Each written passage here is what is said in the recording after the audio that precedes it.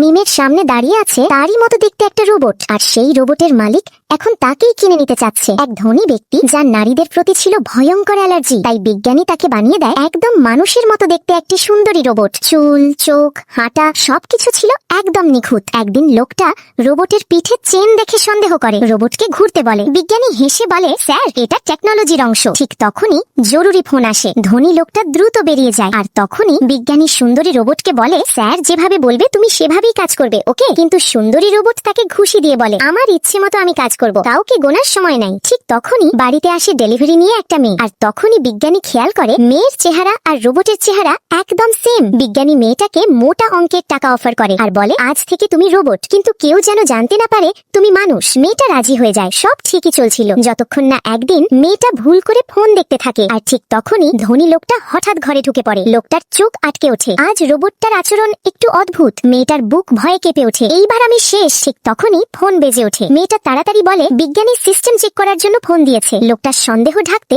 মেয়েটা একটা আপেল নেয়, রোবটের মতো কেটে দেখাতে যায়, কিন্তু হঠাৎ ছুরিটা মেয়েটার হাতে লেগে যায়। তারপর রক্ত। মেয়েটা চিৎকার করে ওঠে। লোকটা পাথরের মতো দাঁড়িয়ে থাকে, তার মুখ ফ্যাকাশে হয়ে যায়। সে ফিস ফিস করে বলে, একটা রোবটের হাত থেকে রক্ত পড়ে কিভাবে?